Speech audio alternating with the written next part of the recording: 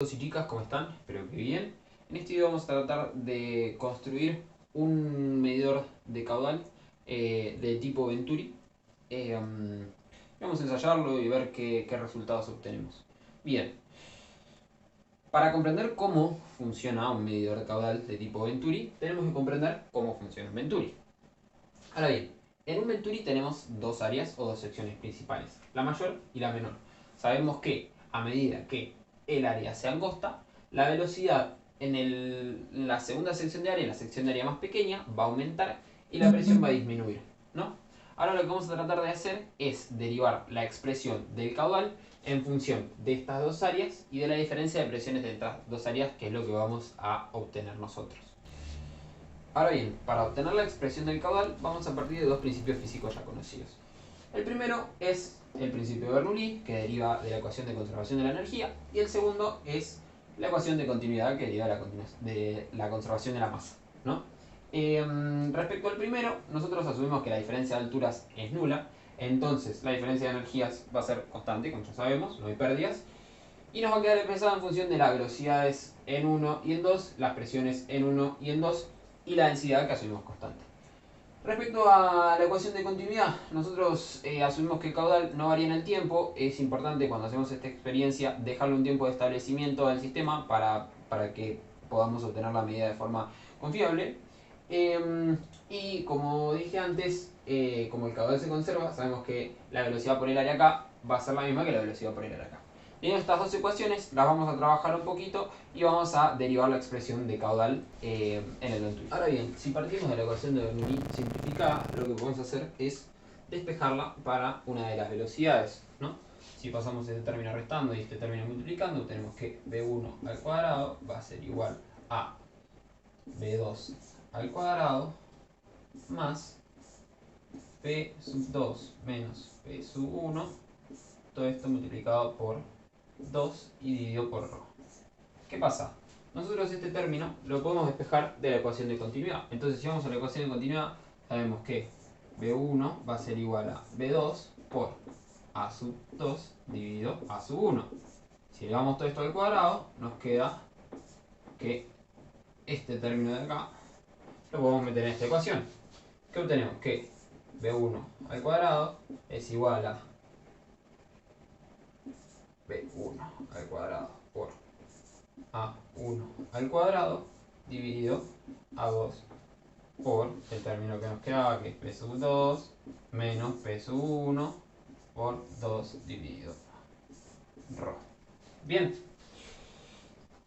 ya estamos en condiciones de expresar b sub 1 en función de las áreas y las presiones, ¿no? Si pasamos este término restando, nos va a quedar que b sub 1 al cuadrado por 1 menos a sub 1 al cuadrado dividido a sub 2 al cuadrado es igual a p sub 2 menos p sub 1 por 2 dividido ρ.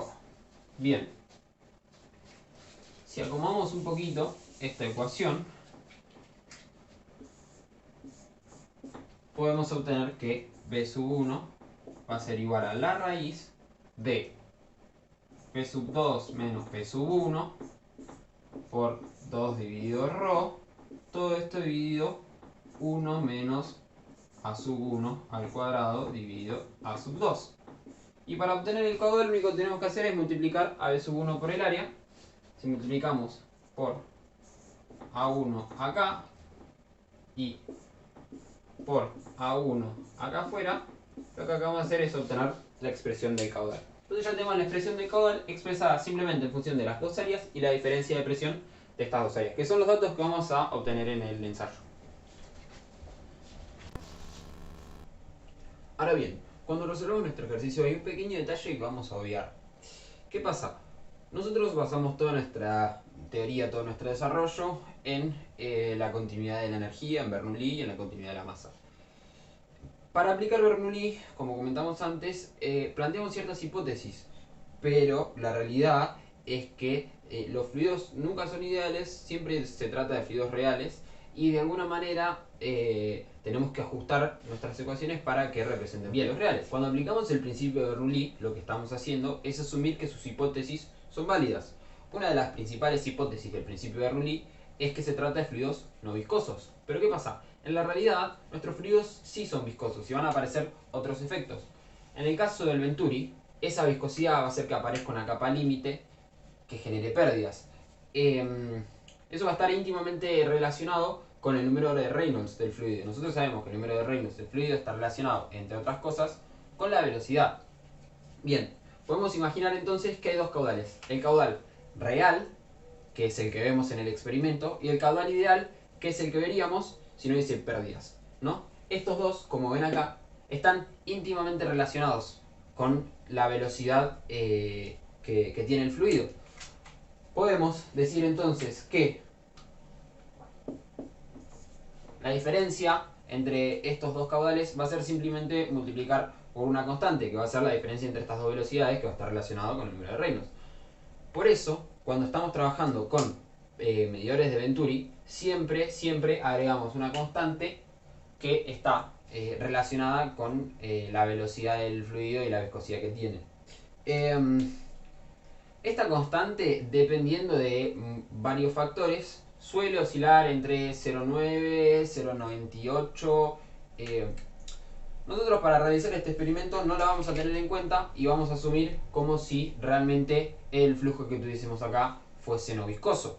Pero siempre tengan en cuenta que si van a trabajar con un Venturi real, van a tener que introducir una constante para que se asemeje el modelo matemático al modelo que estamos viendo. Bueno, bien, con esta ecuación de caudal lo que podemos ver es que si diseñamos un Venturi de este tipo, con solo medir la diferencia de presión entre este punto y este punto, y obviamente saber el dato de las áreas, vamos a poder despejar el caudal.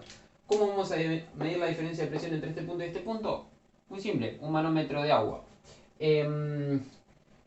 Para hacer esta construcción, lo único que vamos a necesitar van a ser un par de botellas de gaseosa comunes y corrientes, un tubo y una manguerita en lo posible transparente.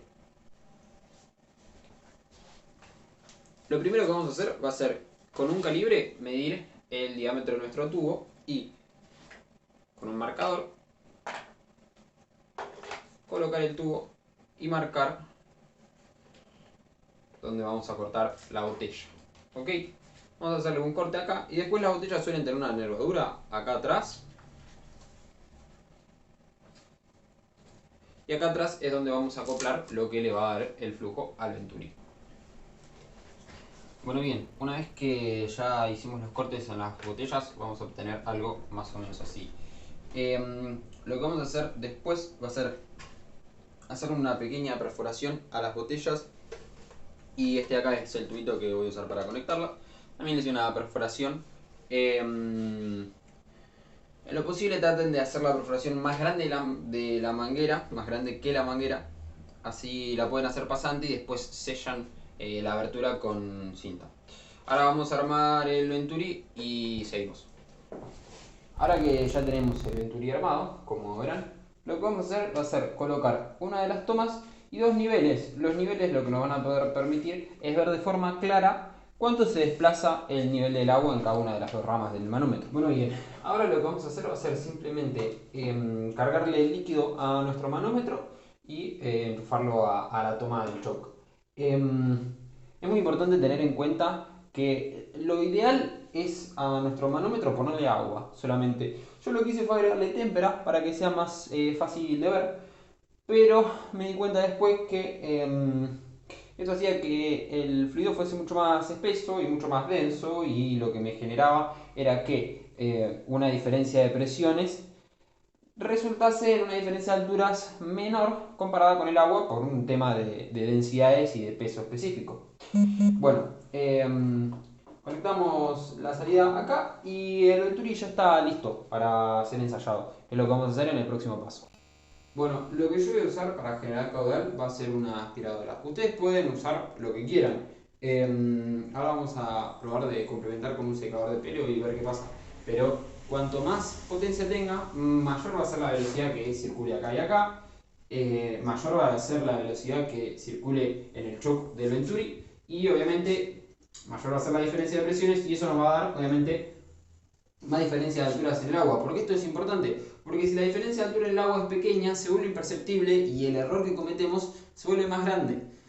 Si pasamos si tenemos una diferencia de altura de 4 centímetros, con un margen de error de 1 centímetro, nuestro margen de error es del 25%. Si tenemos una diferencia de altura de 10 centímetros, con un margen de error de 1 centímetro, nuestro margen de error es del 10%. Entonces, tenemos que tratar de generar la mayor cantidad de diferencia de altura posible. Bueno, ahora vamos a aprender el manómetro y ahora vamos a aprender la aspiradora, disculpen, y vamos a ver qué pasa en el manómetro. ¿Ok? Capaz que de lejos se vuelve medio imperceptible ver la diferencia en la escala graduada, así que vamos a repetir el ensayo un poquito más de cerca. ¿Ok?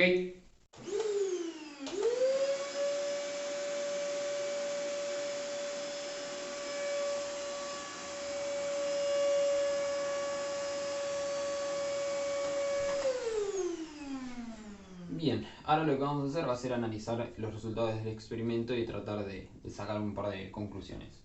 Yo volví a repetir la experiencia con agua porque la densidad del agua con tinta era un poco tramposa. Y me dio una diferencia de alturas de 9 centímetros y medio. Acuerden siempre de anotar las medidas con el respectivo error y después a la hora de calcular el caudal propagar ese error. La diferencia de presiones, para que no se ve, que me dio esa diferencia de alturas es de casi 1000 pascales, 931, obviamente lleva signo negativo porque la presión acá va a ser menor que la presión en 2 va a ser menor que la presión en 1. Bueno, yo ya había medido los diámetros con un calibre y calculé las respectivas áreas. Yo trato de trabajar siempre en MKS. Y con eso calculé la medida del caudal. El caudal me dio de 48,3 litros por segundo, que es un número interesante. También obviamente con esa medida de caudal y las áreas se puede calcular la velocidad, aunque la podría calcular sin antes calcular el caudal. Fíjense que la velocidad en 1 es de más o menos 5 metros por segundo y la velocidad en 2 es de 38 metros por segundo. O sea que realmente el Venturi acelera bastante el fluido. Bueno, nada chicos, espero que les haya gustado la experiencia. Traten de replicarla en sus casas, traten de jugar. Si pueden cambiar parámetros como el diámetro del Venturi, si pueden usar diferentes caudales para ver cómo se relaciona la potencia de un elemento o el caudal que entrega ese elemento con la diferencia de presiones, les va a hacer comprender mucho mejor el problema. Nada, bueno, háganlo y cualquier duda o cuestión que tengan por los resultados me escriben y lo vamos viendo.